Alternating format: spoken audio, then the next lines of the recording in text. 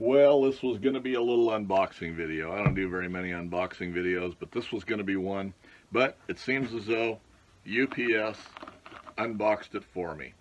I was back here in the shop. I thought I heard the UPS truck, so I went out front, and on my front porch, it was set and left just like this. So it appears to me that this was probably knocked completely loose, and they just stuffed it back into the top from the looks of it. So I haven't taken it out any farther than this, so let's see what we got. And this is the little Grizzly industrial rotary table, and this is their T25937, which is the little 5-inch rotary table, and I figured that was just about appropriate for this G0755 mill.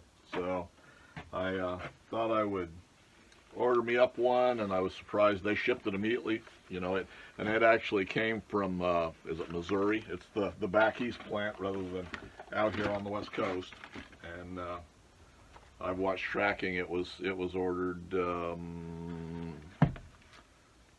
Monday, I believe, and this is Thursday. So it showed up. They shipped it Monday afternoon. So let's see what we got and see how damaged it is. I've already taken some pictures of the packaging. And the table actually, until we pull the packing off of it, looks like everything's there. We should have a tailstock and all the goodies that go with it.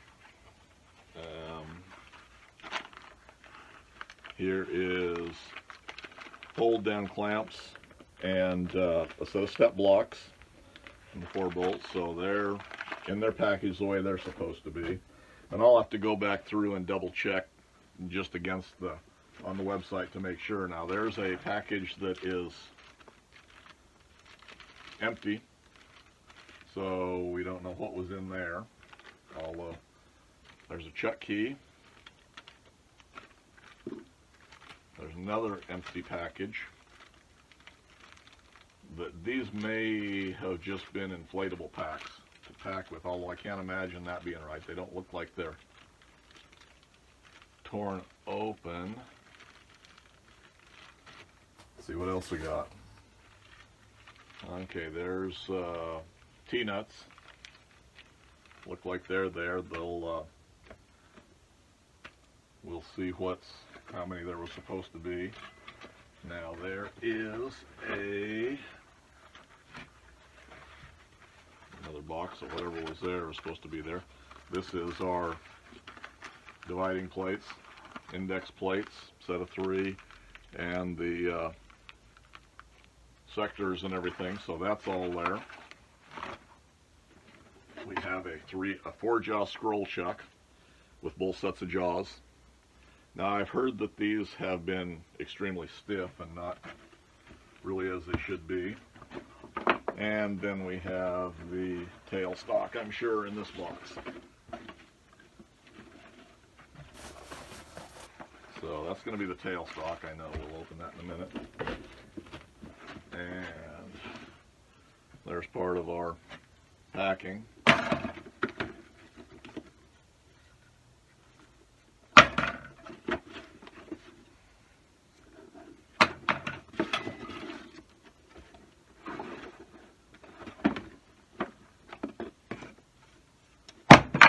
And then the top and bottom pieces are there. There's one on the other end, so there would have been one on this end. It was completely lost. So there's the packing the way we received it. So I got a couple of still pictures, so if we find anything missing, I'll be complaining to Grizzly. I'll be complaining to Grizzly anyway, but I was actually just thinking the other day that UPS was doing a fairly good job for me on shipping stuff. It seems like the U.S. Postal Service is really dropping the ball. I've had pretty good luck getting stuff in from the East Coast. I've got one supplier in particular that I get a little bit of product from, and I've had 2 or 3 orders over the last 3 months, and they've been shipped second day. Priority 3 day is what they ship, and they've been right on time. They've shipped fast anyway, which has nothing to do with the post office, but they've done a good job getting them here to me. some of the things that I ship out, predominantly my little Dillon conversions, when I've returned those to customers, I've had 2 of them now that have gone. One of them went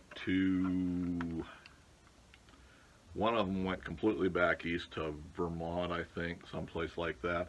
And I just now had one that shipped to the Midwest or the west side of the East Coast type of thing.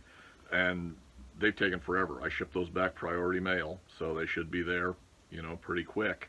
They go in a priority mail flat rate box, and I just had one that I shipped back that took them better than a month to get there. You know, there was a claim opened on his end, and I had to start following up on it on my end to get everything, you know, figure out what was going on, but it took them well over a month. So I felt like the U.S. Postal Service was really dropping the ball, and it seems like all of the main, them, FedEx and UPS, all kind of go through stages where you get good service and then you get absolutely terrible service. And right now, the Postal Service I consider to be pretty crap service, and I was going to speak fairly highly of UPS until I got this.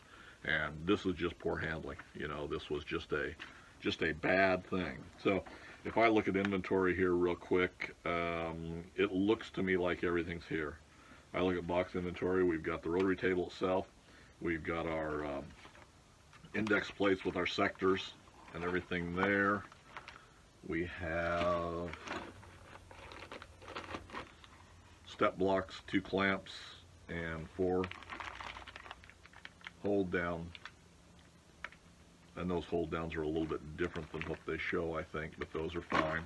Got no problems there. We got the chuck key.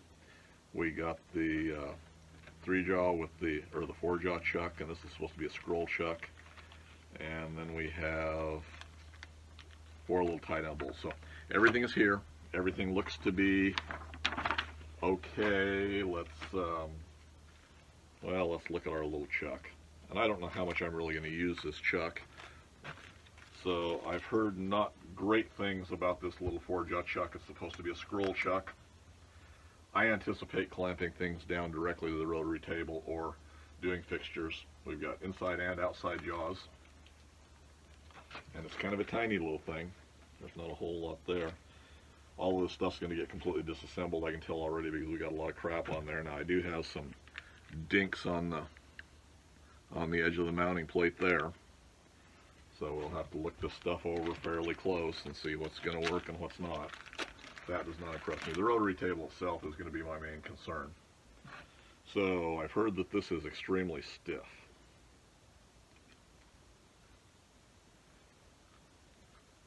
Well, it turns anyway. It is stiff, but we're going to disassemble this stuff. I don't know what we'll do about that. That's kind of ugly. So is it going to hurt anything function-wise? No, it's not. But for on a brand new rotary table that I bought, I don't really think that I should have to deal with that. So we'll see what's going to happen there. Tailstock looks to be in pretty good shape. It's in the box. So at this point in time, if they're in the box, I guess I'm going to consider them to be in good shape. Well, we got a hole in this side of the box.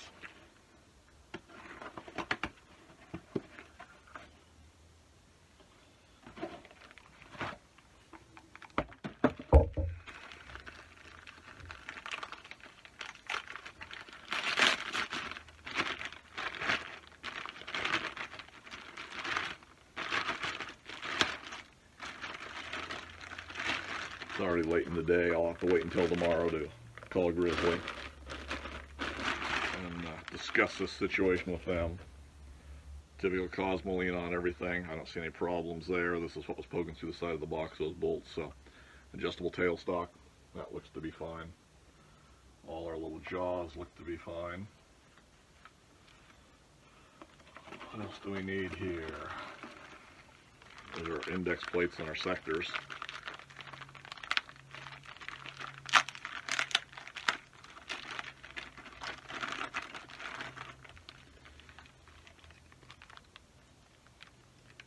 There's our sectors, a little clip, and the index pin. And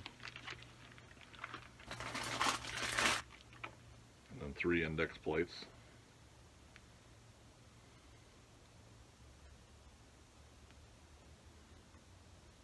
covered in cosmoline, but they look pretty good. They've got the numbers to show your number count. They're marked on there, on each of them. So those look pretty good. Now let's look at this head itself and see what it appears to be here.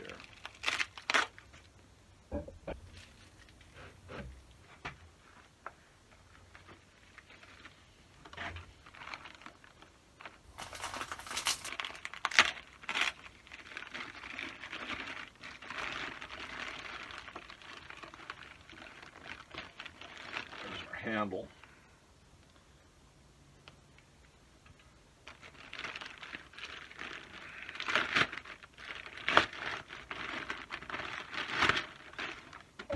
We beat the crap out of the bottom of it. Mounting holes. I'll beat the crap here. Yeah, the finish is all beat to snot on it. So I think this may have to go together, go back. Something may have to happen with it.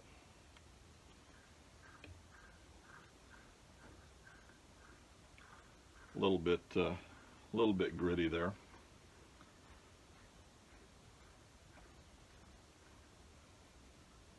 That would clean up. I'm not opposed to that, but I'm not impressed at all with all the paint being busted off of it. Yeah, it fell out. They just crammed it back in the box again. So we'll see what happens. So, Grizzly, you're going to get this video too. We're beat here.